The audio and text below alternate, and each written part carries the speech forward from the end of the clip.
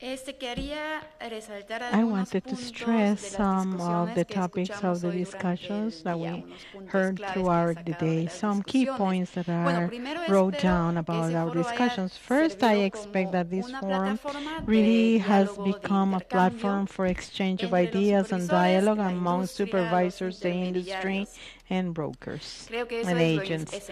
I think that's what's essential.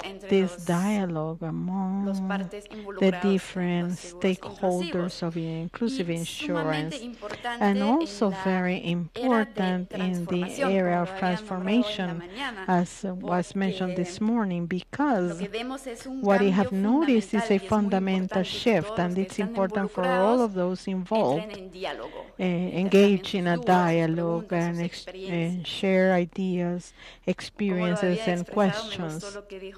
I like what Mr. Requel said. Over the next 7 years, the insurance sector is going to change as it has not done so in the last 120 years.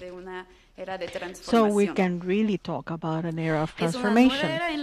This is a new era, and this is also reflected, as we saw today, in the different alternative distribution channels that help us very often to expand access to insurance. We heard through sales using mobile phones, retails, gas stations, and some other channels, and also about the opportunities that blockchain technology can provide to expand access, to reduce costs, administrative costs, because we will not need an intermediary in the process.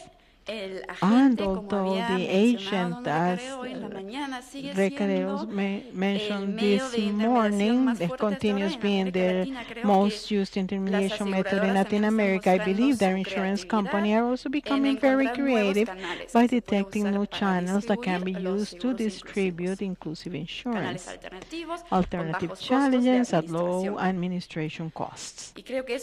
And I think that this is necessary, as Mr. Soleil said this morning. We cannot put an elephant inside a Volkswagen, which means that we have to be flexible, innovative. We have to try new things out, experiment to see how we can improve access to insurance. And of course, sometimes we also need to make mistakes. It's important to experiment to find out what works and what doesn't. These new channels also, what they mean for supervisors is that they have to be adapted, not just the insurance companies and brokers and agents, but also supervisors and regulators need to adapt themselves to those new circumstances. They need to be flexible. On the one hand, they have to be as flexible as possible to allow for innovations to be implemented, and also to make sure that consumers are well protected. In addition to the alternative distribution channels, we also heard a lot about the characteristics that a inclusive insurance or microinsurance should have. Whatever name you prefer to use, they have to be simple products, easy to understand. The coverage has to be appropriate. It's important to know what the needs of these people are. And of course, the premium has to be affordable for the low-income populations. We have to make sure that indemnities are paid in a short period of time, especially in terms of life insurance. We also heard, and something that I think is very important, is those that sell inclusive insurance or microinsurance and insurance in general need to be trained and educated. Not just for education is required, not just for consumers, but for agents, supervisors, insurance entities, and so on. I also like what Peter said today, that any type of product should have all those characteristics, those same characteristics. At some point, it would be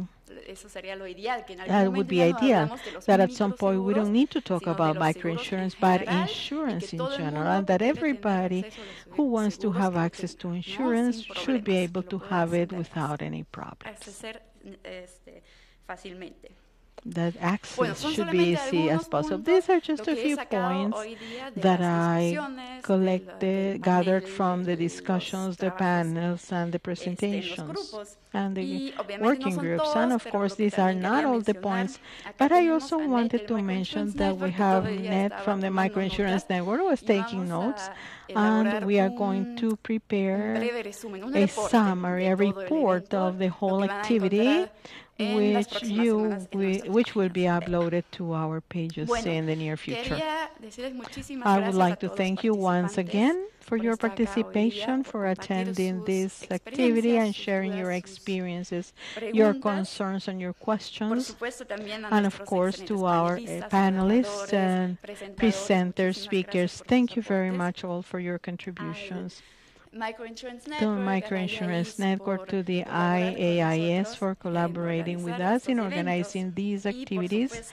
And of course, also special thanks to our host, SUGESE from Costa Rica, which has supported us a lot. Thank you very much, Mr. Soleil, Melissa, Henry, Katia, who helped us so much with the logistics to organize this activity. Thank you very much. And finally, I hope we will see each other once again soon. Thank you very much for your participation.